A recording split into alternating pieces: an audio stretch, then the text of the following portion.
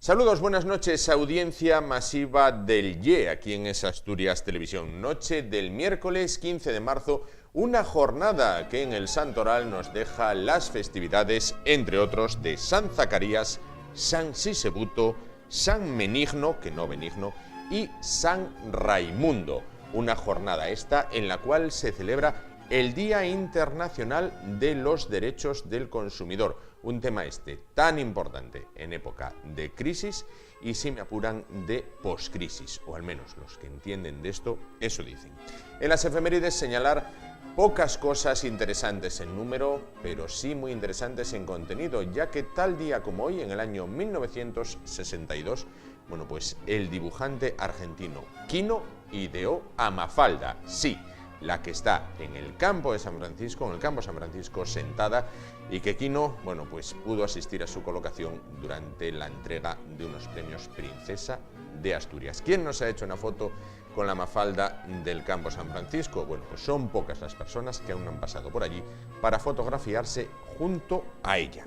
En lo referente a nacimientos y defunciones, tal día como hoy, en el año 1975, nació Eva Longoria, la actriz norteamericana Eva Longoria. Aquí se puede ser guapa, muy guapa, y después ser como Eva Longoria, de la cual he conocido hoy que comparte la misma edad que yo. Hemos nacido en el mismo año.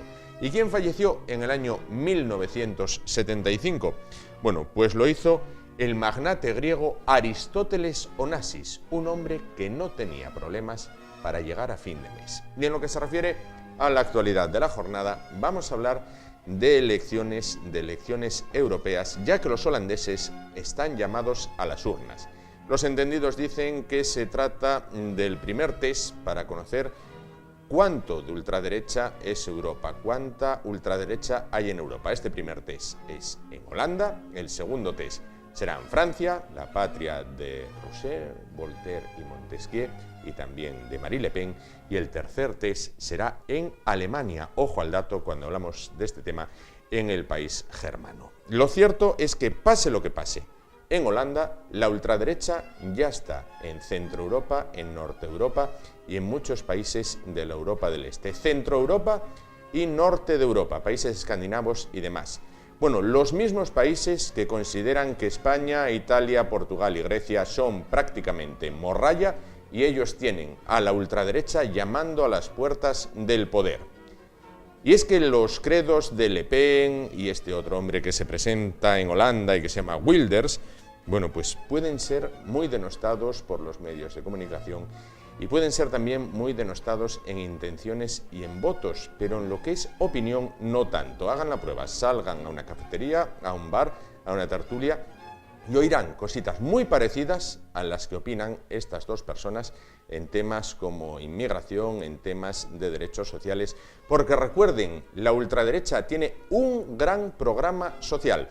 Hubo un señor de bigote que gobernó en Alemania que tenía un gran programa social que atrajo a muchísimas personas y que le acabaron votando, y luego pasó lo que pasó. Y mientras tanto, en España, donde la ultraderecha es residual, la máxima preocupación es si se debe de retransmitir o no por la 2 de Televisión Española la misa de los domingos. Como ya dicen, que dijo Cervantes, cosas veredes, amigo Sancho, que harán hablar hasta las piedras. Comenzamos el programa de hoy.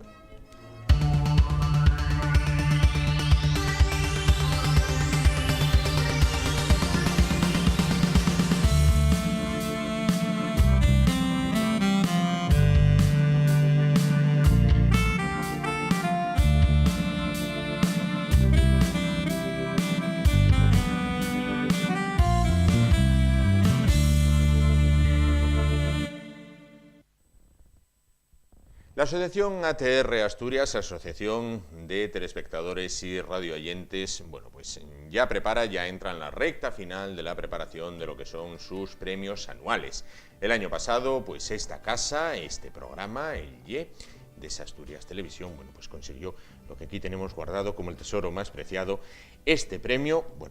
Vamos a hablar de premios en televisión, vamos a hablar de televisión en general, tanto a nivel regional como a nivel nacional. Bueno, para hablar de todo ello se encuentra esta noche con nosotros la presidenta de ATR Asturias y catedrática de Tecnología de la Educación en la Universidad de Oviedo, Esther del Moral. ¿Qué tal? Buenas noches. Buenas noches. Bueno, pues entonces, ¿cómo se presentan los premios ATR este año?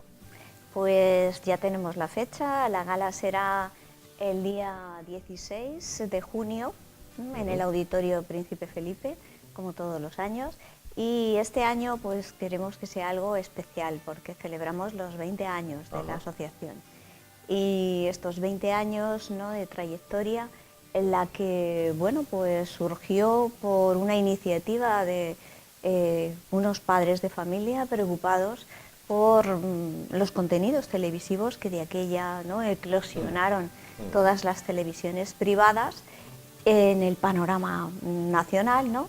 Y bueno, pues había cierta preocupación para que las televisiones no intentasen a cualquier coste ganar audiencia, ¿no? Y sobre todo se respetasen especialmente los horarios de protección de menores, que más allá, en el año 2010 ya se concretó a través de la Ley General de Contenidos Audiovisuales en nuestro país, ¿no? Yo creo que fue un gran reto. Formamos parte de una federación a nivel nacional, la ICEmedia, que nos aglutina, y también pues estamos y tenemos representación en Europa a través de Euralba, que es, digamos, la asociación que nos engloba a todas las asociaciones de telespectadores y radioyentes a nivel en el panorama europeo. Claro. ¿Los fines eran esos? ¿Se fueron consiguiendo o la lucha es muy dura?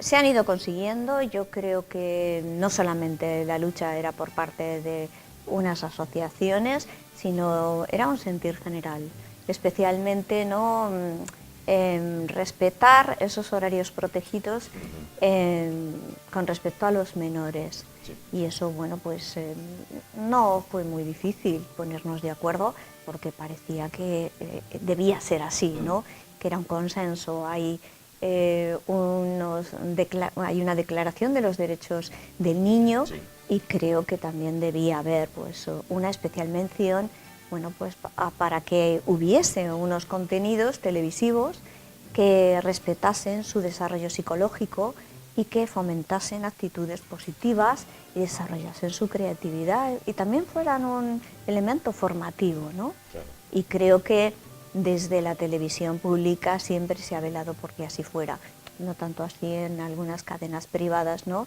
que han primado otra serie de cuestiones. Pero ahí estamos y yo creo que es una responsabilidad de todos y un compromiso de participar y de demandar que se cumplan esos mínimos requisitos. Claro.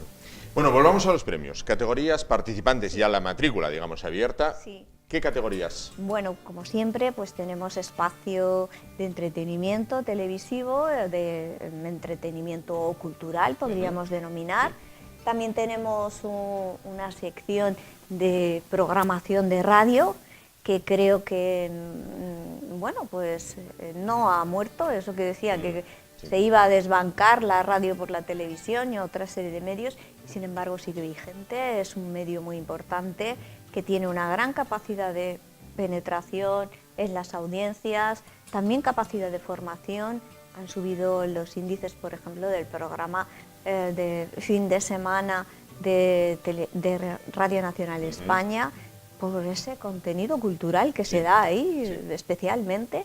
Y creo que hay que poner en valor no solamente la opinión, no solamente las tertulias, que quizá ya estemos un poquito cansados de todo eso, ¿no? Sí.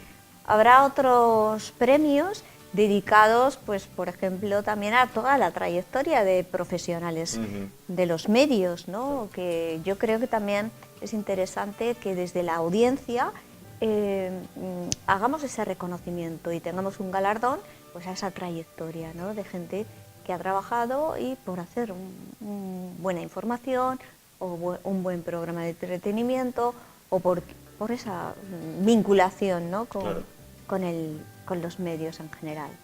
También solemos tener algún tipo de mención a bueno, pues, o videojuegos o videoclips musicales, publicidad, alguna campaña publicitaria, que creemos que es interesante, ¿no? Que recoja también esa sensibilidad. No vale vender un producto a cualquier coste, sino también de qué manera también artística y estética se transmiten una serie de valores. Además de, claro, lógicamente vender un producto, pero qué valores añadidos aparecen, ¿no? en esa manera de mostrar un producto o un valor o lo que quiera que sea, ¿no? También siempre tenemos una mención especial a alguna iniciativa educativa que esté relacionada con los medios. En este sentido, bueno, pues ya hay varias candidaturas en todas esas secciones que tenemos, ¿no?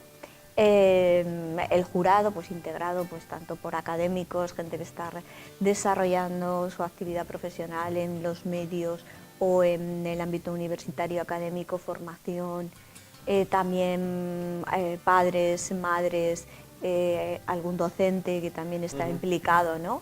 Y también audiencia en general. Hay jóvenes que participan también. También, además, a petición de ellos, se quiso hacer también otra mención a alguna aportación cinematográfica del cine, ¿no? Porque también consumimos bastante cine y va a haber una categoría, ¿no? Que vaya en esa línea. Ya se ha premiado en años anteriores películas siempre de rúbrica nacional, ¿no? Pero que tengan cierto contenido de compromiso social, etcétera, que nos transmite algo, nos transmita algo. O sea, creemos que es importante, ¿no? Que se produzcan productos de calidad que aporten algo, que aporten valor. O sea, no vale cualquier cosa o el entretenimiento a cualquier coste, ¿no? Lógico. Bueno, ¿cuál es el estado de salud, en su opinión, de la radio y la tele en Asturias? Pues la verdad que se nota que hay cierto compromiso en la radio, ¿no? Por estar al día, por exponer, implicar a la ciudadanía, sobre todo, ¿no? Y aquellas personas que tienen algo que decir. Hay espacios muy interesantes en todo el panorama radiofónico de esos espacios, tanto la radio específicamente de Asturias, como esos espacios que se dejan de ámbito regional, ¿no? En las cadenas mayoritarias. Creo que existe esa intención de recoger cuál es el panorama, la situación, el contexto, las opiniones, las problemáticas que puedan surgir en un determinado momento de la comunidad.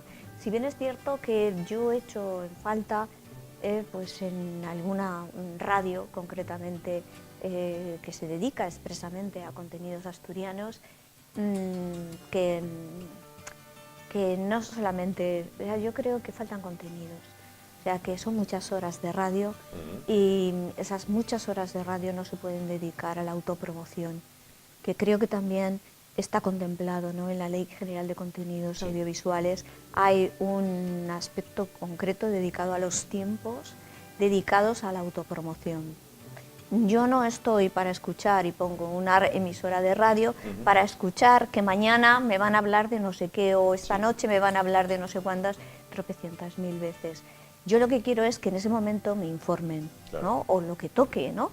Pero que de forma sistemática nos esté interrumpiendo la programación para cuñas de autopromoción, porque está bien que usted informe, pero yo si acabo de poner la radio es porque quiero informarme en ese momento. Quiero escuchar algo, no quiero un anuncio de lo venidero, en este caso. Creo que faltan contenidos. Entonces se llena el tiempo, a veces con palabrería, a veces con cosas insustanciales. Cuando se tiene tanto tiempo no se sabe con qué llenar. Sin embargo, veo que en otras emisoras de radio, en donde tienen tiempos muy ajustados, porque eso es lo que se va a emitir y punto, ese esfuerzo de síntesis, yo creo que hay que valorarlo, ¿no? Y que es una pena que efectivamente no existan otros espacios mayores, ¿no? Para que tengan mayor visibilidad. Y creo que en esto la radio pública del Principado debería plantearse cómo mejorar en este aspecto. No he querido decir así nombres ni programas ni nada, no lo quiero decir, no, pero sí que hemos hecho este balance desde nuestra asociación y que si bien antes hemos premiado otros espacios y otros programas, esto sí que se echa de menos. Se echa de menos que mayor rigor, ¿no?, en contenidos y que se llene de contenidos de calidad. ¿Qué echa de menos en la tele? Y en la televisión, bueno, pues más aspectos para visibilizar experiencias innovadoras, iniciativas emprendedoras. Creo que es un espacio para visibilizar todo eso. O sea, no simplemente para convertirlo en un foro de espectáculo de lo más pútrido de la sociedad, hablando muchas veces así, ¿no? Que nos regodeamos en lo estrambótico o en cómo se representa, ¿no?, de una manera muy sesgada lo que es Asturias. El otro día lo hablábamos, ¿no?, incluso con mis alumnos universitarios, el programa con el que se inauguró un programa Sobrevolando, me parece que se llama, en donde aparece Muniellos, ¿no? Y fue Muniellos, una representación del mundo rural.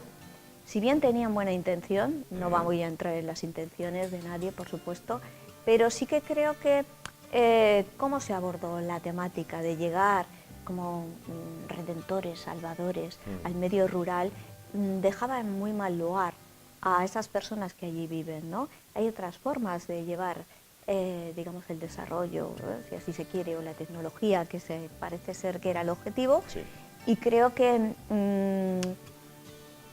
se dio una imagen, ¿no?, de ir a redimirles, ¿no? Un poco bienvenido, Mr. Sí, Marshall. básicamente, ¿no? Entonces yo creo que también hay que ser respetuosos y poner en valor toda esa gran riqueza de esa gente y no dar esa imagen de espectáculo, ¿no?, que muchas veces pues no hace justicia a toda esa tarea, esa labor de esa gente que ahí aparece. Y se echa de menos, pues, mayor, bueno, pues eso, la gente que está llevando a cabo proyectos, donde pone todo su esfuerzo, su empeño. Creo que también hay que aprovechar esos espacios para mostrarlos como ejemplo, y apoyarles a esas personas. Porque, bueno, para noticias catastrofistas yo creo que ya estamos bastante cansados. Y creo que también nos merecemos como espectadores que nos abran una ventana de aire puro, ¿no?, de aire limpio, de aire no contaminado, siempre lo mismo. Tanta negatividad no es buena. ¿Ve mucha crispación, no tanto a nivel regional, digo en medios, como a nivel nacional? Yo creo que ya mucha gente está cansada, ¿no?, de el espectáculo político que se nos ofrece, ¿no?, las continuas disputas por poder que a fin de cuentas no revierten, ¿no?, en la ciudadanía. Y eso es lo más triste, ¿no?, que se preocupan de quién tiene una silla o quién tiene otra, pero a fin de cuentas, ¿quién se preocupa, por ejemplo, ¿no?, de los problemas cotidianos que pueden tener ante las catástrofes que están viniendo, ¿no?, tanto en el ámbito rural, ¿no?, con estas inundaciones, o con situaciones un poco que no se han previsto, y cómo se están poniendo esos medios. Yo creo que hace falta más transparencia para visibilizar cómo se da respuesta a las necesidades de la gente. Y yo creo que si la gente vemos dónde va esa confianza que hemos depositado en determinados políticos, los que sean, creo que ganarían credibilidad y no haría falta esas pugnas o esos debates televisivos que parecen, pues, no sé, más que nada un lucimiento, ¿no?, de casting, fabuloso, quién es el mejor para tal puesto, pero a la hora de la verdad no nos sentimos que nos estén apoyando, ayudándonos a salir adelante a los jóvenes que les falta trabajo, mostrarles vías de posibles nuevos nichos de trabajo, que yo creo que los hay. Estamos en una situación en la que es muy importante aprovechar coyunturas que se dan nuevas y que probablemente estemos asistiendo a situaciones totalmente originales, innovadoras, pues para favorecer pues, nuevos empleos y cosas de estas. Sin duda. Yo creo que la televisión debería mostrar eso, más que regodearse en lo espúreo de la sociedad, ¿no? y lo que degrada a las personas. A fin de cuentas es como un bucle, entramos en un bucle y vemos todo lo negativo. Se ha evolucionado poco en contenidos y mucho en tecnología, quiero decir, por ejemplo, en los años 60, bueno, pues se decía, no hay más que fútbol y niños cantando, por ejemplo, Joselito, bueno, pues fenómenos como los que se dio. Y ahora hay más fútbol aún y más programas de niños cantando, si bien hechos con infinidad de medios tecnológicamente superiores, pero el fútbol continúa siendo el rey y el entretenimiento siguen siendo programas de gente cantando. A ver, efectivamente vamos a la sociedad del concurso también, ¿no? El concurso para ser el mejor. Yo no estoy tan, digamos, en contra de ese tipo de concursos. Me parece que en la medida que sacan lo mejor de uno, siempre son positivos. Otra cosa es espectáculos como Gran Hermano, etcétera, en donde efectivamente se saca, y esto lo debatimos en clase en algunas ocasiones, como tenemos alguna clase de medios de comunicación, hablamos de eso, ¿no? Y ponían en comparación ambos, dice, al menos en ese tipo de programas se saca lo mejor, dice, mientras que en los otros se sacan las miserias humanas, ¿no? Entonces, a la hora de decidir, pues no está mal que se apueste por subrayar el talento y poner en valor el talento de niños, jóvenes, cocineros o lo que quiera que sea. No está mal, pero que todo eso se convierta simplemente en el espectáculo de, podemos llegar, ¿no?, a caricaturizarlo como antes teníamos los circos, la mujer barbuda, el mejor, el hombre de dos cabezas, el que tenía, no sé. Yo creo que también está bien en su justa medida todo, ¿no? Pero que no se convierta en simplemente presentar fenómenos, sino ver cómo se puede llegar a ello, ¿no? En eso también se ha hecho bastante pedagogía en programas como Masterchef, cómo se ha ido formando a la gente para adquirir eso, ¿no? Y siempre en clave positiva y constructiva creo que hay que valorarlo. Ahora, es cierto que está plagado la televisión y uno quiere ver otra cosa y no lo encuentra, no hay una programación de alternativa a eso, ¿no? O bien es cierto que efectivamente el deporte rey es el fútbol, ¿no? Y tristemente pasan desapercibidos otros deportes minoritarios en donde pues también tenemos personas de referencia como Javier Fernández, un chico jovencito madrileño que tiene todos los premios a nivel mundial. Estoy hablando a nivel mundial, y en estos días, hace unas semanas, pues ha obtenido mayores reconocimientos a nivel europeo por patinaje artístico y sin embargo ha pasado desapercibido. Llegan al aeropuerto con su medalla o con su copa y no hay nadie. Fue triste, ¿no? Claro, Como efectivamente no fue eso, ¿no? Cómo se invisibiliza otros deportes, o podemos hablar de ese, o incluso de nuestras campeonas, ¿no? Mujeres deportistas, por ser mujer, también quedan relegadas a un segundo plano, y creo que sí que voy a lanzar una lanza por Televisión Española, que sí que lo recoge, ¿no? Creo que esto debería hacerse patente, aunque no sea nada más que por el orgullo patrio, ¿no? Claro. Aunque no sea nada más, creo que se debería dar otros espacios, ¿no?, a deportes un poco más minoritarios y visibilizar que no solamente de fútbol vivimos. Por hablar de actualidad, últimamente está en el debate público si la televisión estatal, Televisión Española, debe emitir la misa los domingos.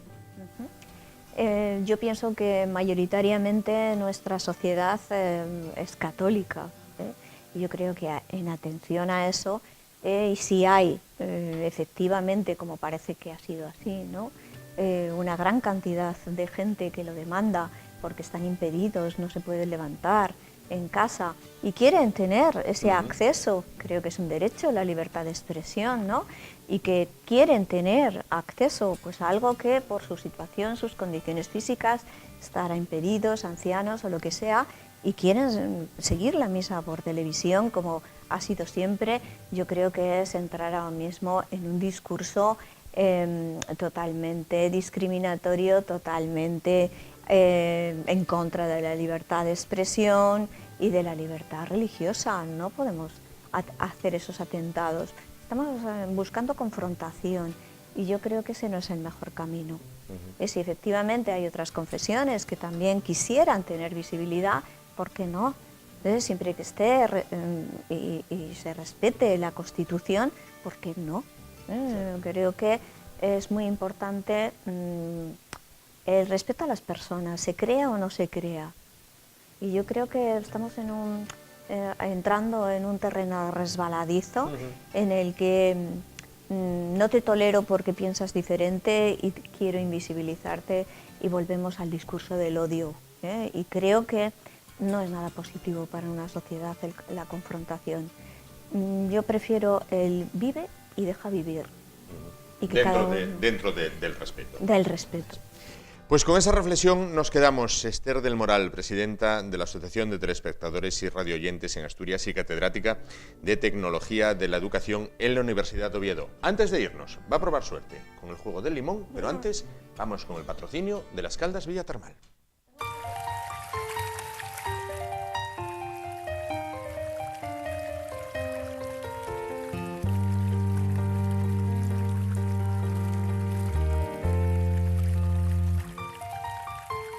En el corazón de Asturias, Las Caldas Villa Termal.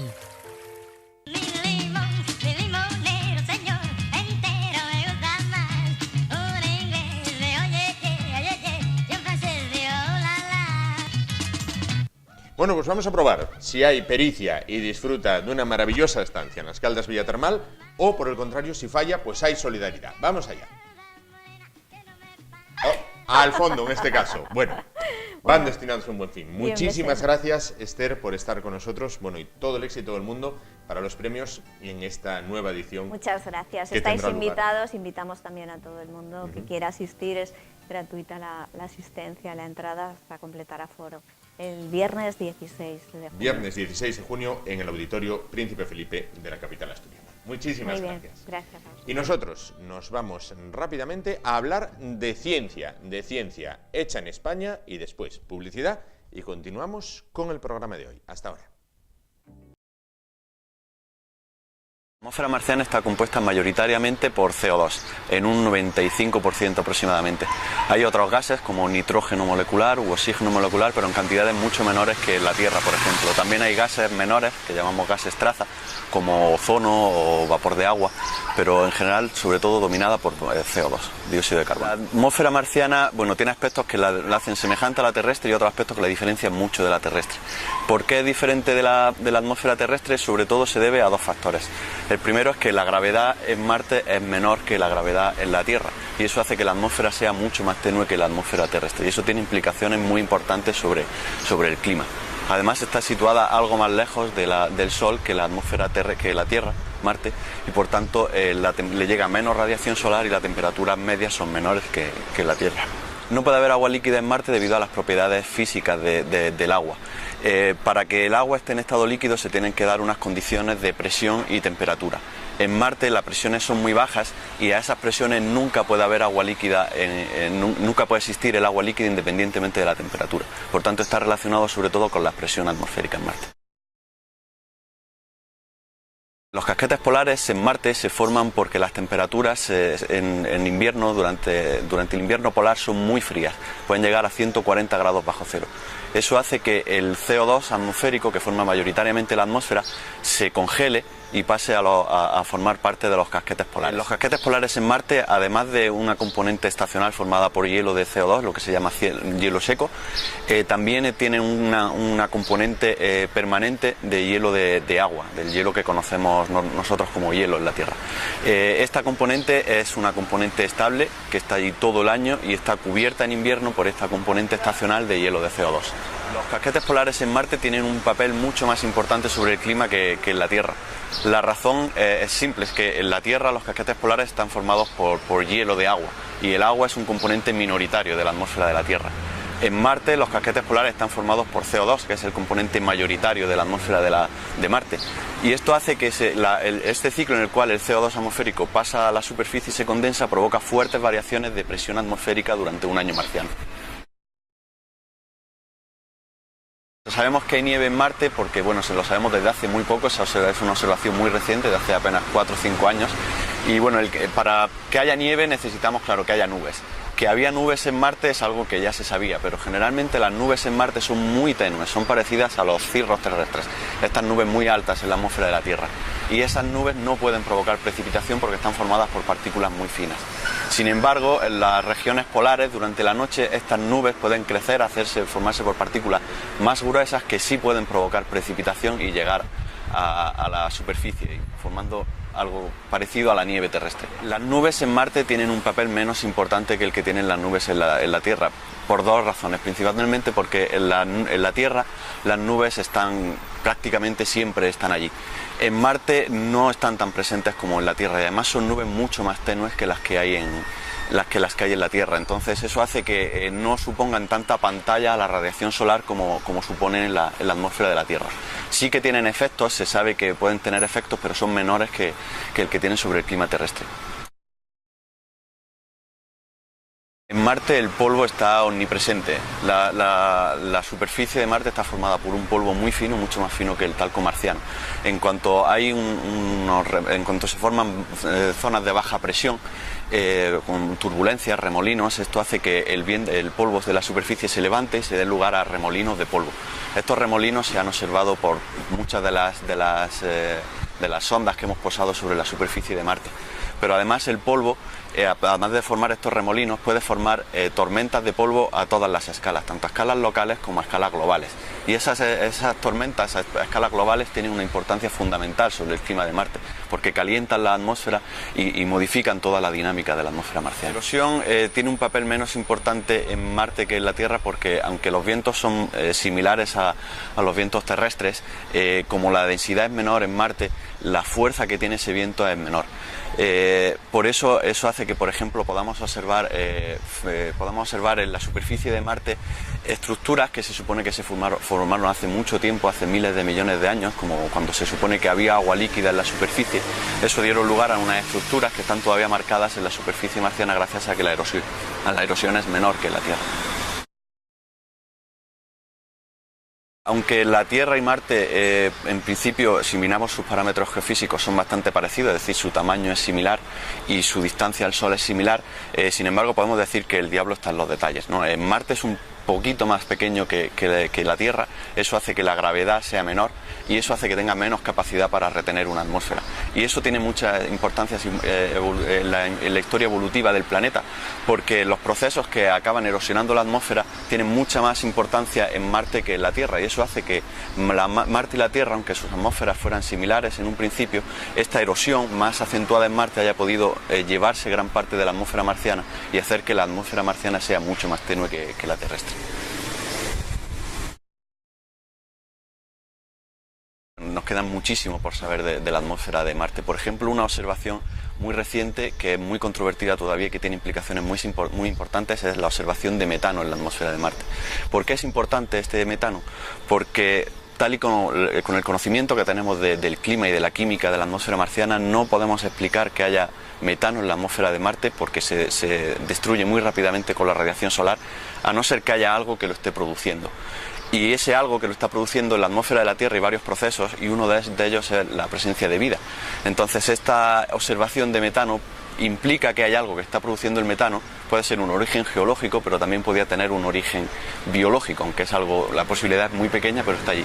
Entonces eso es algo que todavía tenemos que conocer mucho mejor, esa presencia de metano, y de hecho hay misiones para el futuro pensadas exclusivamente en estudiar el metano marciano.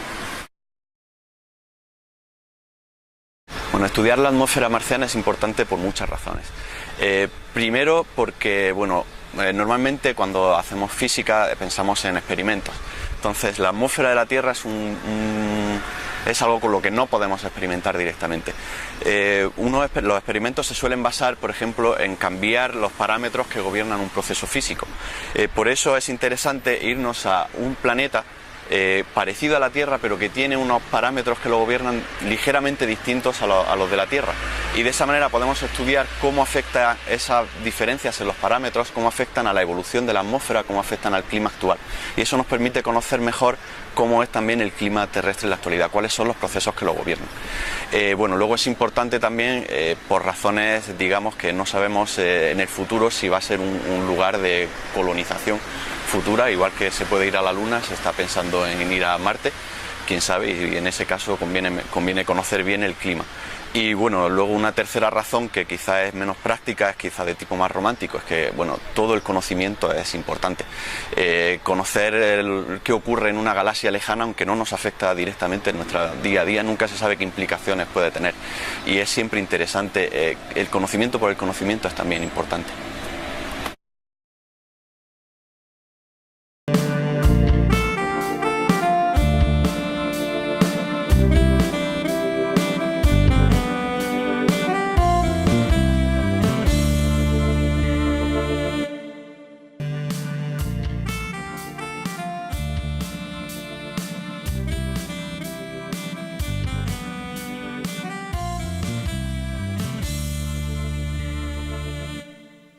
Bueno, pues continuamos. Vamos a hablar a continuación de naturaleza, como siempre, con Luis Laria. Luis, ¿qué tal? Buenas noches. Hola, buenas noches. Luis, hace unas semanas mostrábamos la cara, digamos, la parte buena. Bueno, pues un señor que capturó un zorro que se había colado en el gallinero, le perdonó la vida. A la semana siguiente un caso similar. Ahora hay que hablar de la cruz. Han aparecido, bueno, pues lobos ahorcados en carreteras y hasta una aleta de delfín. ¿Qué está pasando? ¿Qué es esto? Cortada la aleta, vamos, la veremos. Bueno. Eso quiere decir que la problemática de la naturaleza no es susceptible exclusivamente de una problemática económica, sino que además tiene otro trasfondo que es posiblemente, bueno, pues la sinrazón de la gente en muchas ocasiones. Colgar un lobo de una señal de tráfico, dejarlos tirados en un aparcamiento como ocurrió en Arriondas, es un mecanismo de rebeldía que está también en el apartado del furtivismo, de acciones totalmente nefastas, absurdas, de comportamientos totalmente irracionales, porque las exigencias que podamos tener hacia la administración o hacia un particular, hacia una persona, etcétera, tienen unos cauces, y esos cauces, si realmente no los aceptamos, no aceptamos la democracia, no aceptamos existir en una concordia, ¿no? Por lo tanto, es un problema muy serio que ahora mismo es difícil de atajar y que posiblemente no se quede aquí. Va a pasar a otra especie incluso más emblemática, que sería el oso, o incluso va a haber problemas pues con el personal de la guardería o etcétera, ¿no? Esto obviamente, esta sinrazón y esta desconsideración a la naturaleza, al entorno, a las especies, no se escapa tampoco en el mar. En el mar también hay problemas importantes, de toda índole. Sin duda alguna hay también gente que en el mar está molesta, pues incluso porque un delfín pues esté capturando comida. Vemos lo que pasa pues con un cormorán, o vemos lo que pasa con cualquier especie que en un momento determinado como depredador se tiene que alimentar, y nosotros no lo entendemos bien. Entendemos que nuestros intereses están muy por encima de los intereses propios y naturales de la propia naturaleza, valga la redundancia. Y la lectura efectivamente, a mí me mandaron esta fotografía ayer y la verdad es que no me sorprendió. No me sorprendió en cierta medida, ¿no? Porque ya hemos tenido circunstancias similares. Incluso las tripas de un propio delfín, colgarlas enredándolas en una barandilla de acero inoxidable y cosas de estas, ¿no? Yo veo una doble lectura y no sé con cuál quedarme. Ojalá sea con la última. No quiero entender de que la gente esté tan molesta que, por ejemplo, que le molesten de tal manera hasta querer que desaparezcan los cetáceos de la costa asturiana. No creo que sea la misma vía, por ejemplo, que subyace en el tema del lobo, ¿no? Que hay gente que quiere que desaparezca de forma absoluta. En el mar creo que no debe, al menos creo que no hay tantas sensaciones como para que pueda percibir eso. Lo que sí más bien creo puede ser que sea una situación, en este caso, de interés de llamar la atención ante posiblemente la dejadez que está ocurriendo ahora mismo en el Principado de Asturias en el tema de los cetáceos y en el tema de las especies marinas, y ya hay gente que está molesta cuando ve un delfín que se está pudriendo en una playa y que lleva allí 8 o 10 días, que han llamado ya multitud de veces y que allí no llega nadie. No se presenta nadie. Y claro, espero que sea esa lectura, espero que no sea la primera, porque la primera sería una lectura bastante más perniciosa. En este caso yo creo que posiblemente vayan por ahí los tiros, que lo que se hacen es poner restos de los delfines en zonas fáciles de observar, como diciendo, aquí está ocurriendo algo, ¿no? Claro. Ojalá que vaya por ahí y que no sea lo anterior. Esperemos que así sea. Bueno, Luis, perdón, hay que hablar de una de las especies, bueno, pues podemos decir autóctonas, más emblemáticas, arbóreas en Asturias, el castaño, que está atravesando por graves problemas. ¿Qué pasa con el castaño? Yo creo que lo vamos a eslabonar con lo que hicimos en los anteriores programas, en los cuales hablamos de la presencia de especies foráneas, de especies que en un momento determinado consideramos invasoras, que no vienen solas, como bien decíamos en alguna ocasión, sino que vienen transportadas por el hombre de una u otra manera, y sobre todo a nivel de marítimo, ¿no? Y ahora mismo, bueno, el castaño, vamos a ver, el castaño, muchas veces lo digo, o sea, el castaño no es una especie autóctona. El castaño lleva aquí, sobre todo desde el siglo V, más o menos, cuando tiene una expansión importante en la península ibérica, y lo traen los romanos. O sea que los romanos son los que introdujeron el castaño, básicamente porque tenían una necesidad, una estrategia alimentaria. El castaño, las zonas más frondosas de castaño pues son, por ejemplo, la zona de Grecia, Italia, etcétera. Incluso Francia también fue introducido, y se introduce de la misma manera por parte de lo que eran precisamente los romanos para aprovechar el alimento. El castaño, tenemos que darnos cuenta que el castaño era pues una fuente de alimentación, era posiblemente uno de los elementos más importantes de la alimentación en esta época, hasta la presencia o la llegada del maíz y de la patata que viene de América. Claro, pero mientras duró todo ese tiempo bastante largo, el castaño tenía un aprovechamiento extraordinario. En primer lugar, los romanos utilizaban el castaño ampliamente en cantidad de necesidades que tenían, infraestructurales, por ejemplo. Hacían pues podían hacer pues pasos en ríos, hacían embarcaciones, preferían más el roble, pero utilizaban también el castaño. Utilizaban el castaño para carruajes, o sea, era una madera para ellos muy fácil de moldear y muy prolongada o duradera, ¿no? Y el castaño era, sin duda alguna, una fuente de alimentación muy importante, porque además era en una etapa en la que realmente en España, por ejemplo, pues en la época de más difícil gestión alimentaria, cuando no tenías las posibilidades, por ejemplo, que tenías en verano, primavera, en el otoño aparecía el castaño, la fruta del castaño, y obviamente pues ese recurso alimentario después se prodigaba, y hay muchas recetas incluso desde esa etapa en la que se tiene presencia gastronómica del castaño. ¿Y qué está pasando ahora? El castaño pues es un árbol que, a pesar de que no sea autóctono, como decíamos, es un árbol que tiene un recurso importantísimo para generar una biodiversidad dentro de lo que es el propio ecosistema que genera en el suelo. Tiene un recurso mediante, es un factor determinante que imposibilita en muchas ocasiones que aparezcan otras especies bajo él, como pueden ser el matorral, etcétera. Es difícil que aparezca el matorral cuando aparecen muchos otros. ¿Qué ocurre? Pues que el castaño ha tenido procesos de problemáticas importantes. No le gusta mucho la zona muy húmeda, no le gusta mucho tampoco las zonas secas, tiene que ser una zona intermedia, pero además de que realmente necesite un hábitat ambientalmente hablando acorde, ha tenido procesos en los cuales ha tenido problemas de enfermedades, como todas las especies. Una de las enfermedades más características que tenemos en estos últimos años en el castaño, en Asturias, pues es el chancro. Vamos a ir viendo algunas imágenes, incluso unos recortes de prensa. Perdón. Nada. El chancro afecta a una gran población de castaños.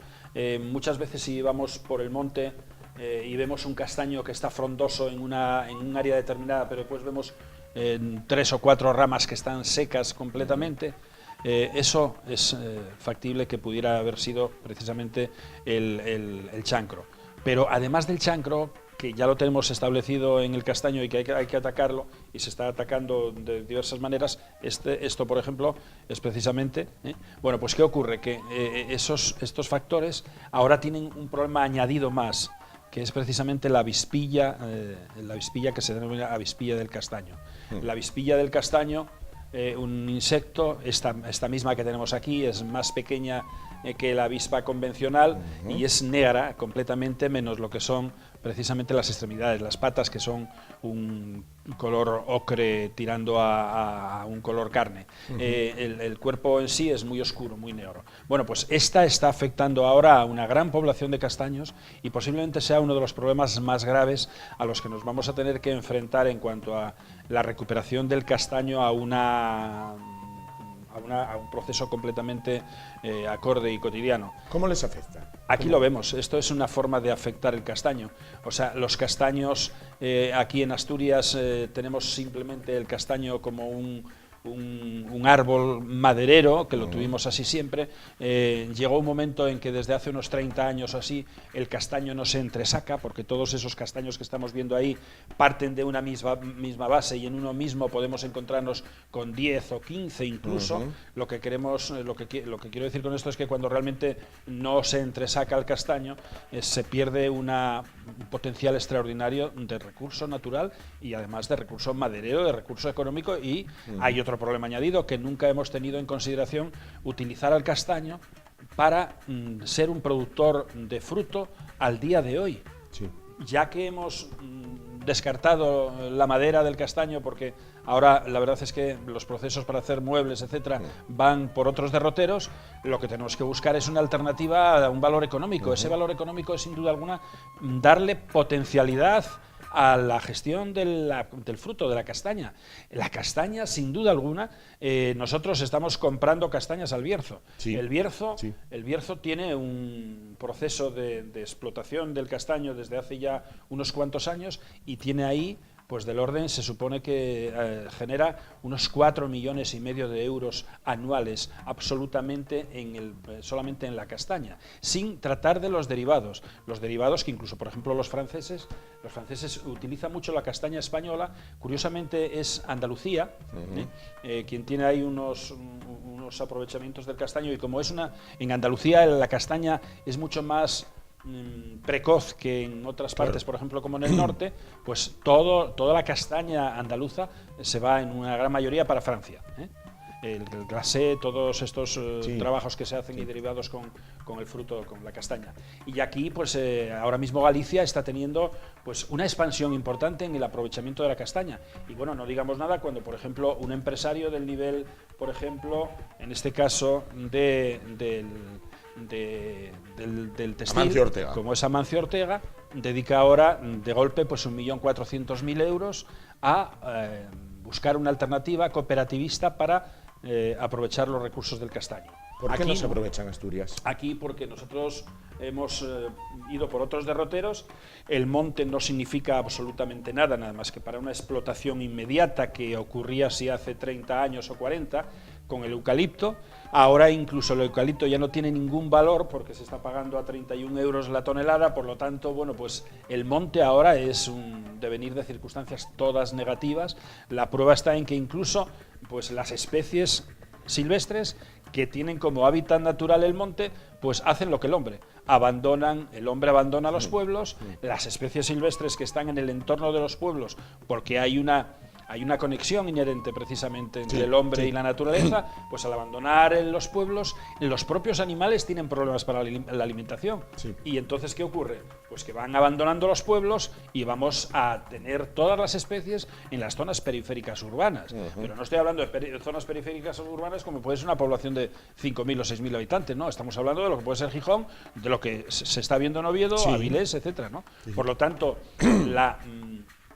la maleabilidad que se le podría dar a un monte está supeditada exclusivamente a que no hemos tenido ni por parte de la administración ni por parte del ciudadano interés en el aprovechamiento razonable y natural de un ecosistema como puede ser un monte de castaños. Asturias, como comunidad autónoma, es la más importante de España en masa forestal de castaño. Estamos hablando de 59.000, casi 60.000 hectáreas. Si nos vamos a poner en provincias, Asturias multiplica por 10 la siguiente provincia que tiene explotación, en este caso que tiene un recurso como el castaño. Y sin embargo, somos la comunidad autónoma que ahora mismo menos aprovecha porcentualmente el castaño como masa forestal. ¿Y qué se hace con las castañas que producen esa cantidad de castaños que tenemos aquí en Asturias? Nada. ¿Se dejan caer y allí pudren? Se dejan pudrir, se dejan descomponerse, y eso lo que hace es además facilitar que precisamente cuando hay una larva, por ejemplo, como estamos hablando ahora de la avispilla, pues que se prolifere de una forma increíble porque tiene el recurso en el que vivir. En primer lugar está en el castaño, vamos a ver cómo el castaño va a adquirir ya ese proceso de enfermedad, y después el propio fruto, la propia castaña, va a terminar cayendo al suelo y va a ser una expansión extraordinaria de la problemática. ¿Por qué? Pues porque tiene al amparo de sus necesidades todo lo que necesita. Tiene el fruto, un fruto que nosotros no aprovechamos, y además tiene una masa forestal que está débil. Está débil porque está muy sensible, porque nosotros no hemos intentado por protegerla nunca. ¿Cómo combatir esta avispilla del castaño? La avispilla del castaño, lo curioso es que, y llama la atención, es que es algo muy serio, ¿no? En Andalucía, por ejemplo, ya se está también intentando hacer, es precisamente traer, ella es una especie invasora, pues qué mejor que para atacar a una especie invasora, traer otra especie invasora. Esas son las ideas que tenemos en cuanto a el mercantilismo del medio ambiente, sin tener en cuenta que lo único que estamos haciendo es abocando a una situación extrema de ineptos que están gestionando nuestros recursos. ¿Es posible pensar en actuar sobre una especie invasora con otra especie invasora? Esto me recuerda, por ejemplo, lo que quiere hacer la Comunidad de Madrid para eliminar la cotorra de Kramer y la cotorra argentina. Vas a cualquier parque o calle que tenga arbolado en Madrid y verás cantidad de cotorras. Es una especie invasora que, por ejemplo, en las Ramblas ya hace 12, 14 años era una peste.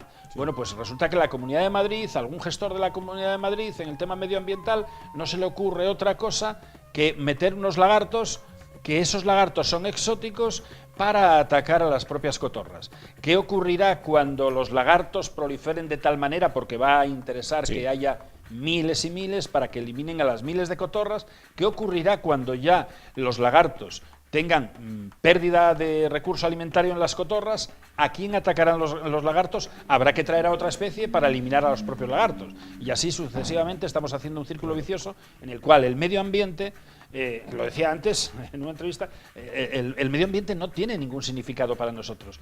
Cuando no hay un ápice de interés comercial en algo, el medio ambiente no existe, no importa en absoluto, ¿no? Claro. Luis, es atroz. No sé por qué, pero estamos teniendo últimamente noticias negativas. Todo pesimista. A ver si tenemos alguna suerte y podemos traer alguna que sea importante y que digamos, bueno, pues por hay una esperanza. Hay una luz aquí. Hay una esperanza, hay un rayo de esperanza. Esperemos que así sea, como el otro día cuando hablamos de este señor que, bueno, perdonó la vida al zorro que le había ventilado 19 gallinas, nada menos. Eso espero también. Luis, tienes que perdonar. Luis, muchísimas gracias por estar esta noche con nosotros. Te esperamos el próximo. Estoy seguro que que tienes que perdonar, si hay otra ocasión como la de anoche, no vas a perderlo tampoco. Me apuntaría sin duda. Gracias, Luis, como siempre. Nos vamos rápidamente a publicidad y volvemos, una vez ya recuperada la voz, para continuar con el programa de hoy. Hasta ahora.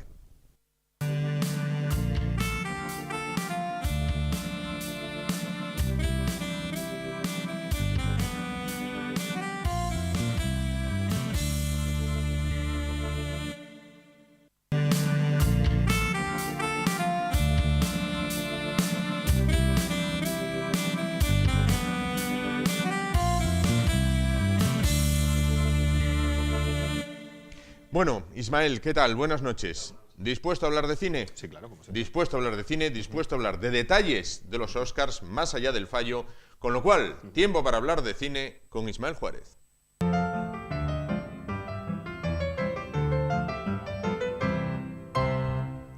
Ismael, coeditor de la revista Cortosfera. Bueno, ¿qué detalles más allá del error que tuvieron aquellos pobres, bueno, pues hay que rescatar de esos Oscars, no de la gala, sino de las nominaciones, de las películas. Bueno, yo destacaría este año, se podrían destacar muchas cosas, pero bueno, yo destacaría este año, si recuerdas el año pasado cuando hablamos de los Oscars, lo polémico había resultado que no había casi nominaciones de negros, todos eran de blancos y apenas había películas sobre negros, todos eran sobre blancos. Bueno, este año han cambiado las tornas. De hecho, fue una cosa como que se quiso enmendar. Si recuerdas, hasta Will Smith el año pasado había dicho, se habló de si no iba a ir o no. Al final sí fue. Pero bueno, fue el elemento, digamos, que impregnó, ¿no? El debate anterior y posterior de la gala y de los premios. Este año ha habido bastante más, ¿no? Entonces, bueno, pues he rescatado las películas principales que han sido nominadas y alguna más, y que, bueno, pues sencillamente es un cambio de tendencia, ¿no? Ya dijimos que los Oscar muchas veces no se premia, la mayor parte de las veces no se premia solamente en términos cinematográficos, ¿no? Siempre entran en juego toda una serie de cuestiones que tienen que ver con la sociedad, con la política, con determinados aspectos coyunturales, ¿no? Principalmente de la política de Estados Unidos o de la historia de Estados Unidos. Entonces, bueno, este año, por lo que había pasado el año pasado, pues tocaba, ¿no? Tocaba acercarse a una serie de historias en las que las historias son dirigidas, las películas están dirigidas por personas negras, son historias sobre negros en su mayoría, y también hablan sobre el racismo, ¿no? Aunque no en todas. Vamos una por una. Moonlight. Moonlight, bueno, fue la película que ganó tras el lío. Tras el incidente. Bueno, fue una película que se hizo un hueco a lo largo del año porque es una película de aspecto pequeño, vamos a decir, ¿no? Parece una película pequeña, una película indie, es una película distinta realmente, ¿no? No es una mega producción como La La Land, ¿no? Supongo que es por lo que se le ha premiado. Y se le puede criticar quizá el ritmo, se le puede criticar los silencios, donde yo creo que están precisamente sus virtudes, ¿no? Y lo cierto es que el director Barry Jenkins lo que crea es una historia, la historia de un personaje negro que es gay. Y lo narra a través de tres secuencias, con tres de actores distintos: la niñez, la adolescencia y la fase adulta. Todo eso en un contexto marginal, por unas determinadas circunstancias, una madre que es yonki, en la que él establece amistad además con un narcotraficante. Podemos estar hablando, claro, lo que yo te estoy contando suena a melodrama, súper triste, es una película preciosa. Es una película preciosa, absolutamente preciosa, pero no es una película que esté llena de acción. O sea, la película está llena de silencios, de miradas, de recovecos emocionales, y la verdad es que los tres actores, tanto el niño como el adolescente, como cuando llega a ser adulto, hacen una interpretación, bueno, a lo mejor me estoy excediendo con los adjetivos, pero bueno, ¿por qué no? Otra vez me excedo. Una interpretación magistral, ¿no? Con todo ese tipo de matices. Entonces es una película absolutamente preciosa, que es cierto que a lo mejor ha cogido algunos clichés, pero los ha retorcido y ha creado una película muy original. Bueno, pues hay que apuntar esta entonces para verla. La siguiente es Fences. Fences es una película dirigida por Denzel Washington. Y la actriz, la actriz ganó el Oscar a la mejor actriz de reparto. Es una película que es adaptada de una obra de teatro, que también había interpretado Denzel Washington, que no ha dirigido muchas películas, pero bueno, tiene mano. No es a lo mejor a lo Clint Eastwood, pero tiene mano. También a esta película, bueno, lo que le critican quizás es que, bueno, es demasiado teatral, ¿no? Tiene pocos espacios, y es que está prácticamente, yo no he visto la obra de teatro, pero al parecer está adaptada, sí, los diálogos son prácticamente calcados. Pero no necesita más, las interpretaciones son realmente impresionantes. Denzel Washington y Viola Davis hacen unas interpretaciones increíbles. Está situada en los años 50 y está principalmente situado en el personaje de Denzel Washington, ¿no? Un hombre que construye fences, que significa valla en inglés, ¿no? Construye las vallas alrededor de su casa, protegiéndose de la muerte, protegiéndose del racismo, y que podría caer en el melodrama, porque al fin y al cabo es también la historia de ese matrimonio, ¿no? Ese matrimonio que a lo mejor ya no se ama, pero que se comprende y que se compenetra, ¿no? Y la historia con sus hijos, los tiempos están cambiando. En realidad no es una historia sobre el racismo, Es una historia sobre, bueno, sobre la familia, sobre los sueños rotos, sobre el futuro. Es una película para reflexionar sobre el pasado, pero también sobre, bueno, sobre las personas. Ya digo que es una película muy teatral y que Denzel Washington lo hace, bueno, y ella ganó el Oscar, ¿no? Pero está sobre todo centrado, ¿no?, en el personaje de Denzel Washington. Vamos con Loving. Loving no ganó ningún Oscar, pero también estaba nominada a mejor dirección. Está basado en hechos reales. Es la historia real de la historia de amor de un blanco y una negra en los años 60, y esa historia acabó desembocando en que hicieron que se cambiara la Constitución de Estados Unidos y que permitiese los matrimonios interraciales. No hay que olvidar que no hace tanto estaban prohibidos. En Estados Unidos. En Estados Unidos son gente de clase muy baja, tanto él como ella, y está ambientada al principio en Alabama. Y bueno, atajando tu palabra, ¿qué miedo dan en estas películas americanas cuando hay algo y hay 4 chavales apoyados en una furgoneta? Dan mucho miedo, digo, mucho miedo. Sí, siempre. Además, en esa furgoneta, en la parte de atrás, siempre hay una cuerda. Y ya buscan un árbol, tiran la cuerda por arriba y dicen, ¡hala, venga! Mira, bueno, puede ser uno de los clichés, ¿no? Siempre. Ahí en el estado de Missouri, Alabama, Mississippi, todo eso, siempre van 4 en una furgoneta. Bueno, en esta película no se cae, digamos, en el cliché de la violencia, ¿eh? No se cae en ello. Es más, yo creo que es el gran acierto de la película, que también se podía haber convertido en un melodrama, pero lo cierto es que está narrado de una forma muy inteligente, también de una forma muy tradicional. Quiero decir, es bastante clasicista. La pareja tiene que salir de Alabama. Aquí no hace falta destriparlo un poco la película, como otras veces, ¿no? Porque es un hecho real, lo puedes encontrar en internet por todas partes, está en Wikipedia, es un caso muy famoso en Estados Unidos. Tuvieron, básicamente la policía entra en su casa y les dice y les condena a que se vayan del estado o irán a la cárcel. O sea, esto no fue el Ku Klux Klan, fue el propio juez el que les dijo eso. Entonces, se tiene que ir a Washington, pero ellos no se adaptan, han dejado a toda su familia atrás y acaban volviendo. Entonces, al final también es poner en valor lo que es la familia, lo que es el origen.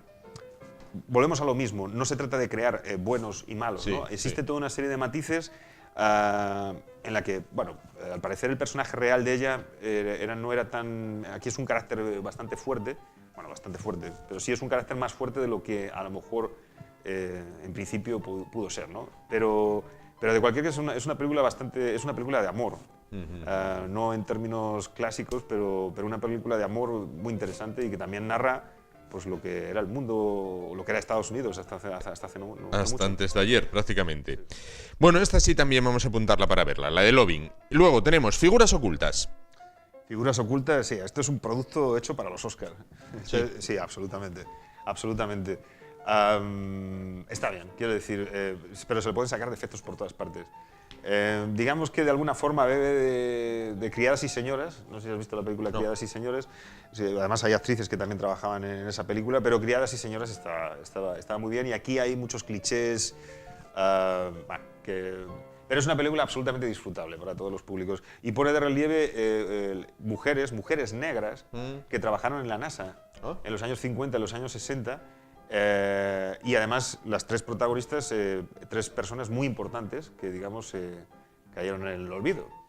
Pero estamos hablando de matemáticas, de físicas, hasta el punto de que, bueno, al final la NASA, a una de ellas le ha puesto el nombre a un edificio y bueno, pues hablan de sus problemas, también en una versión amable, ¿no? Pero de cómo, bueno, de repente... están tratando de poner en órbita el cohete y no sale adelante, esta emoción que le quiere dar Hollywood, ¿no? Y que es cierto que hay muchos hechos que están narrados y que no, son ciertos, pero no exactamente la forma en que los contaron, ¿no? Por ejemplo, simplemente por una anécdota, en un momento dado, el astronauta dice que hasta que ella, la mujer, una de las 3 mujeres protagonistas, no haga los cálculos, él no va a salir disparado. Eso sí ocurrió, pero no ocurrió en el último momento, como te lo pone la película, que está montando ya el cohete y dice, bueno, ¿qué? ¿Ha sacado ya los cálculos? Claro. Eso ocurrió días antes, ¿no? Claro. Pero de cualquier forma es una película que sí pone de relieve aspectos como el machismo, pero también sobre todo el racismo en aquellos años, pone de relieve a unas mujeres importantes que han permanecido ocultas, de ahí lo de figuras ocultas, ¿no? Entonces, bueno, es una película bastante obvia en ese sentido, que bebe de El mayordomo, de Criadas y señoras. Sí. No es tan buena película, no ha triunfado de los Oscars, pero es una película disfrutable. Pero se deja ver. Se deja ver aceptando sus defectos estilísticos y, Claro. de guión, sí, se deja ver. Sí. Y para finalizar, The Birth of Nation, el nacimiento de una nación, se traduce, ¿no? Sí. Sí, The Birth of Nation no estuvo nominada a los Oscars. Y entonces, ¿por qué? ¿Por qué entonces aquí? Ya sabes que de vez en cuando me gusta hacerme trampas en solitario, ¿no? Esto es. Bueno, había otras películas como era O.J. Simpson, ¿no? Que Sí. el documental, que ganó a Mejor Documental. Pero, bueno, voy a hablar de esta película porque, aunque no estuvo nominada, ha resultado polémica a lo largo del año. Como hemos dicho al principio, en el 2016, bueno, fue polémico eso, que no hubiese casi nominados negros, ¿no? Y esta película ganó Sundance ese mismo año. O sea, básicamente después de los Oscars. Entonces, rápidamente ya se la consideró que iba a ser candidata a los Oscars. ¿Qué pasó? Que hacia finales de verano, o agosto, septiembre, por ahí, se descubrió que el director, Jeff Daniels, que por otra parte se está estrenando, había sido acusado de violación cuando tenía 17 o 18 años. Al final se retiraron los cargos, pero parece ser que la chica se acabó suicidando hace 2 o 3 años. Una historia más que fea, ¿no? Y bastante polémica. Y aunque es una cuestión extra cinematográfica, la cuestión es que se le ha penalizado. No estuvo nominado a los Globos de Oro, no estuvo nominado Claro. a los Oscar, seguramente con justicia, pero lo cierto es que, bajo mi punto de vista, la película está muy bien. Hay que recordar que Casey Affleck, que ganó el Oscar al mejor actor, también ha estado acusado de agresión sexual. No sé, en diferentes términos, posiblemente no en términos tan graves, pero bueno, no voy a entrar en ese debate de si a Casey Affleck por ser blanco se lo perdona y a este no, en cualquier caso los casos serían distintos. Pero bueno, es la historia de una rebelión que hubo de negros esclavos en el siglo XIX, la primera que hubo, y lo narra desde un punto de vista estilístico, bueno, quizá un poco pretencioso, tal vez a lo mejor se le nota que se está estrenando, pero la música, los personajes, crea una atmósfera envolvente.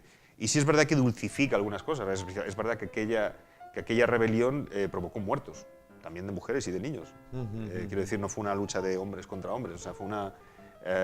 pero, bueno, y qué duda cabe que los blancos estaban, y también se pone de manifiesto la explotación que hacían de negros, ya fueran hombres, mujeres o niños.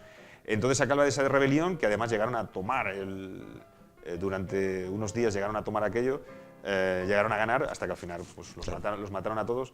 E irónicamente le puso el título de Birth of a Nation, que es el título que se considera una de las grandes películas, el inicio, la gran película que inicia el cine, vamos a decir, ¿no? El nacimiento de una nación de Griffith, que es una película racista, una película en la que a los negros se les pone como borrachos y a los del Ku Klux Klan se les pone como casi los salvadores de la patria, ¿no?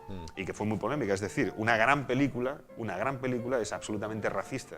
Lo hemos hablado alguna vez, que a veces es complicado, o sea, aprecias una película en términos cinematográficos, pero el mensaje que te deja es absolutamente aberrante, ¿no? Claro. Bueno, pues jugando con ese título, El nacimiento de una nación juega, pues, bueno, el nacimiento de una nación refiriéndose a una nación negra, vamos a decir así, pero también como dando unos azotes, por decirlo de alguna forma, ¿no? a ese viejo título y que es un gran título, vaya, en la historia de la cinematografía. Pues llegamos así al final. Bueno, solo nos queda participar, como siempre, agradecerte. Bueno, lo que es hablar de cine, es un placer hablar de cine contigo y invitarte a participar en el Juego de Limón. Vamos a ver si hay suerte o no. Sí. Vamos allá. Bueno, últimamente yo no estoy teniendo suerte. Bueno, vamos a ver. Nunca hay que perder a... Bueno, en este caso, bueno, pues no ha habido suerte. Muchísimas gracias, Ismael, y te esperamos la próxima semana para de nuevo hablar de cine. Vamos a ver de qué películas podemos hablar. Muchísimas gracias. Buenas noches. Y nosotros nos vamos a continuación a publicidad y en un momento volvemos para continuar con el programa de hoy. Hasta ahora.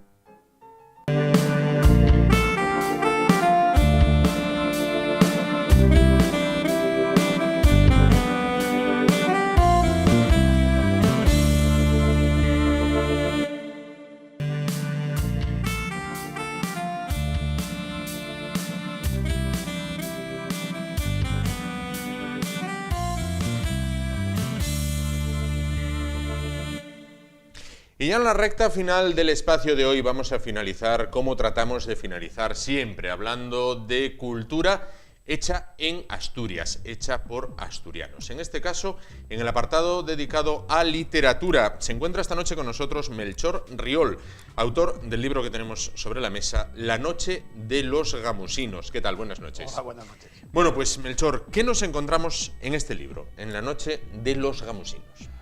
Pues en este libro nos encontramos un homenaje total a lo que es la adolescencia de los años 70. Es decir, yo hace mucho tiempo que vengo viendo, sobre todo a través de la televisión, programas de estos, por ejemplo, como Viaje al centro de la tele, en las cuales ves cosas producidas entre los años 70 y los años 80, y uno vive con una añoranza espectacular todos aquellos momentos, porque ves que la vida yo creo que ha ido demasiado rápido. La tecnología ha ido yo creo que más rápido de lo que hemos ido nosotros cumpliendo años. Entonces nos vemos en un cambio tan brutal desde los años 70-80 a nuestros días, que necesitaba volver otra vez a revivir aquellos momentos. Y esa fue el principal motivo para que surgiese la idea de La noche de los gamusinos. Un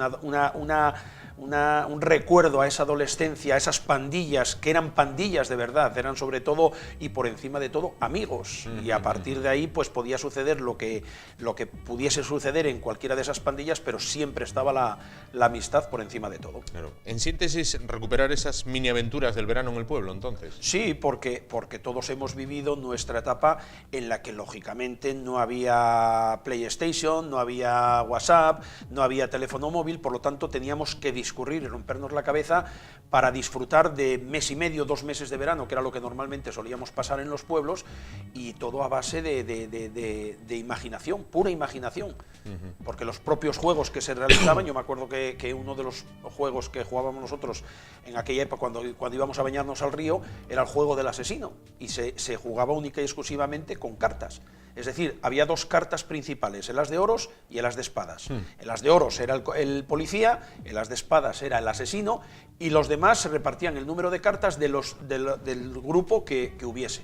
Entonces, una vez que se dan todas las cartas, se miraba con mucho cuidado, el que tenía el as de espadas era el asesino y tenía que matar a todos guiñándoles el ojo. Y el comisario, o sea, el detective tenía que estar pendiente de a ver a quién guiñaban el ojo, va a decir, tú eres el asesino. Claro. Y entonces al que descubriesen, al río de cabeza. Claro. Tú fíjate, hoy en día eso pues lo cuentas y se ríe la gente. Claro, lógico. Bueno, ¿a qué público va dirigida esta obra? Hombre, evidentemente va para todos los públicos. De hecho, me está sorprendiendo de que me estoy encontrando, porque yo tengo un crío de 16 años, y me está sorprendiendo de que lo están leyendo sus amigas o amigos. Y en algunos casos de ellos me han venido a decir, Melchor, que me estoy enamorando de Rubén, el protagonista de la historia, porque claro, la historia, los protagonistas son chicos de entre 15 y 17 años.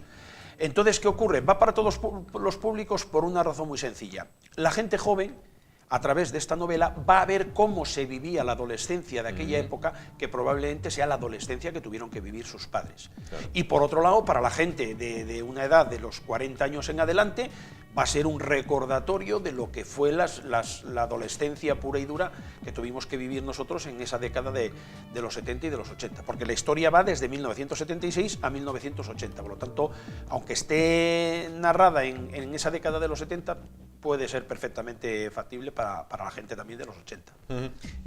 En aquella época, las madres tenían que asomarse a la ventana para dar voces y que sus hijos volvieran para casa. Y ahora tienen que darles voces para que salgan y se desenganchen de la Play. En aquella época lo que teníamos era, yo creo que en algunos casos hasta exceso de libertad en el pueblo.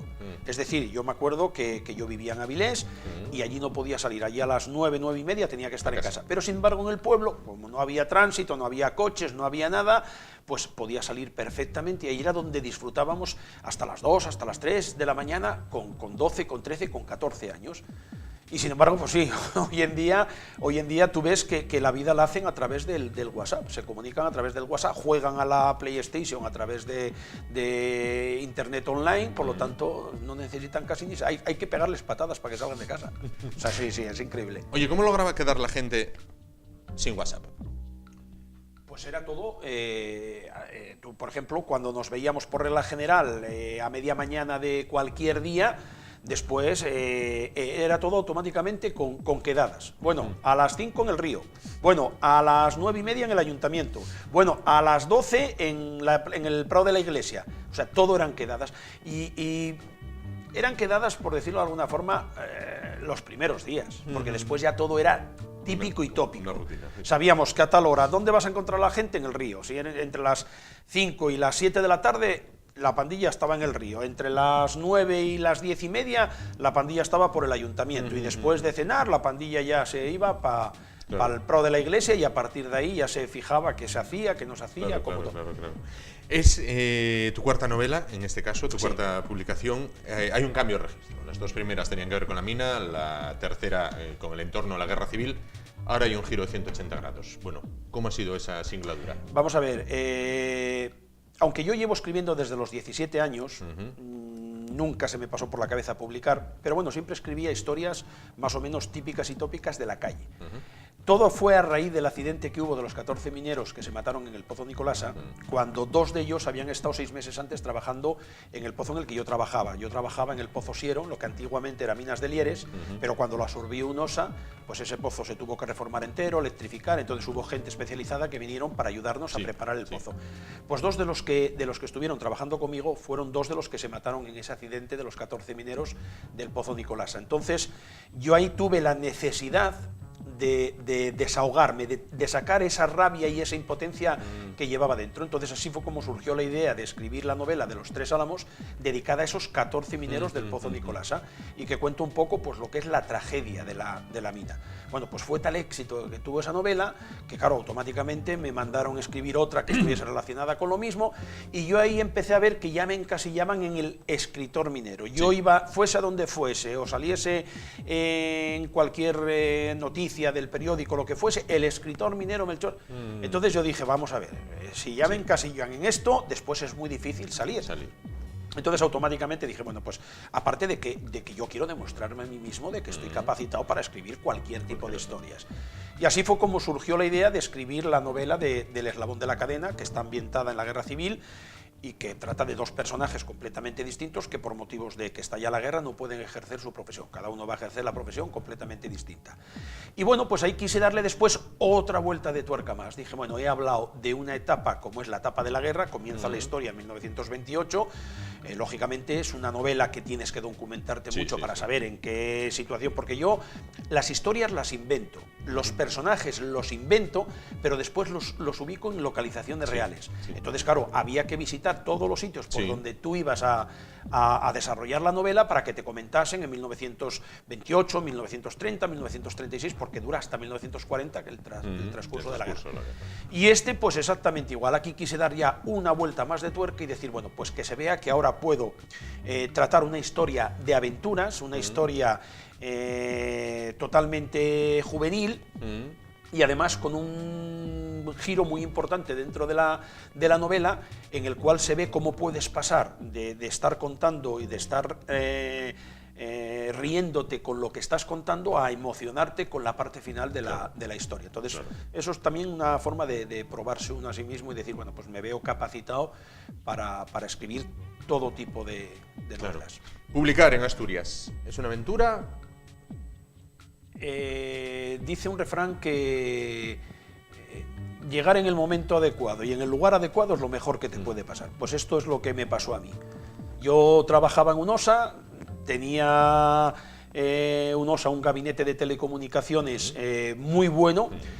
Concretamente, mi principal mentor en todo esto fue Luis José Ávila, que era el director de telecomunicaciones de UNOSA, y bueno, pues el hecho de que un minero hubiese sacado una novela dentro de la mina con la imagen que tenían los mineros en su momento de borrachos, incultos, analfabetos, pues eso valió para que UNOSA me hubiese cogido y no, aquí tenemos un minero que ni es un borracho, ni es un inculto, ni es un analfabeto, y que es una imagen muy viva de lo que son la mayor parte de los mineros que hay ahora mismo. Lo que pasa es que ya se les había puesto esa etiqueta y como decimos, en el momento que te etiquetan es muy difícil salir de ahí.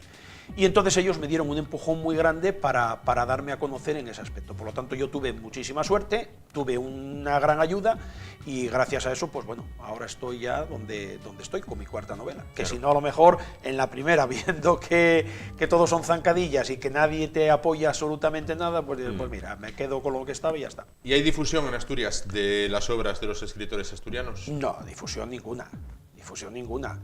Ahora, eso sí, si viene un director de cine de Estados Unidos y rueda una escena de una película en Oviedo, hay que ponerle una estatua en una de las calles de Oviedo, eso sí. Pero después de lo de aquí nadie sabe nada, nadie se entera. En ese aspecto sí que tengo que reconocer que los avances tecnológicos para nuestro caso han sido buenísimos. Sí. Porque el Facebook, por ejemplo, ahora mismo es lo que a mí me está dando a conocer. Yo prácticamente saqué esta novela el 21 de diciembre y a la media hora ya ha habido gente que me puso la foto diciendo ya tengo la novela. Gracias a eso puedes, porque si no, los medios de comunicación, pues hoy en día, pues entre políticos, corrupción y lo basan todo. Y fútbol, exactamente. Fútbol, claro. Exactamente. Claro que sí.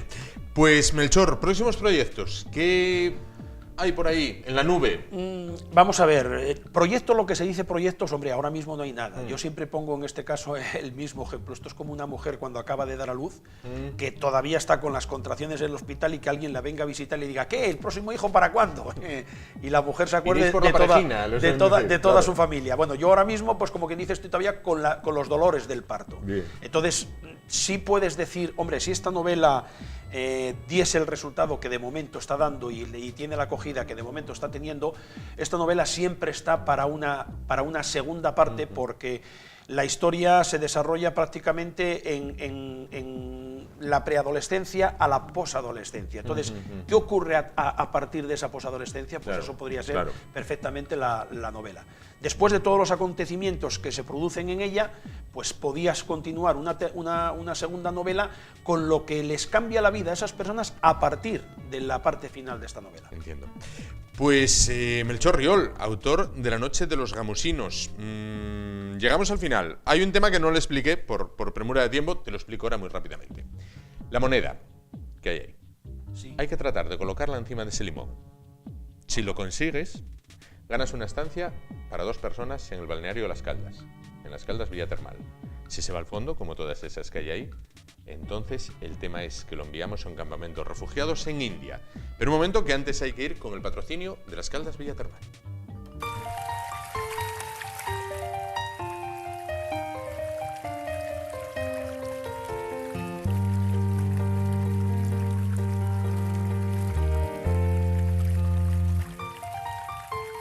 En el corazón de Asturias, Las Caldas Villa Termal.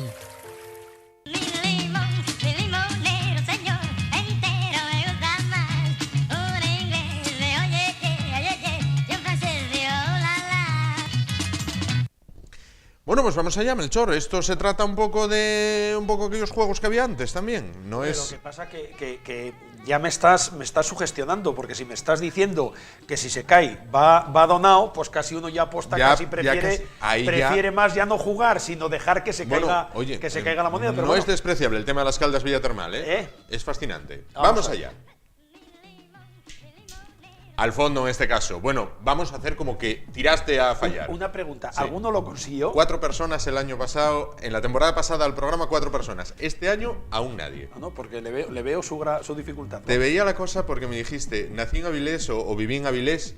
Las 4 personas que lo consiguieron la temporada pasada, las 4 eran de Avilés. Es que los avilesinos son la leche. Fíjate. Pues muchísimas gracias, Melchor, por estar esta noche con nosotros. Y nosotros llegamos así al final del programa de hoy. Nos vamos, no sin antes recordarles que mañana volveremos, será a partir de las 10 de la noche, como siempre, aquí en esa Asturias Televisión. Hasta entonces, gracias por su atención, disfruten de la noche y hasta mañana.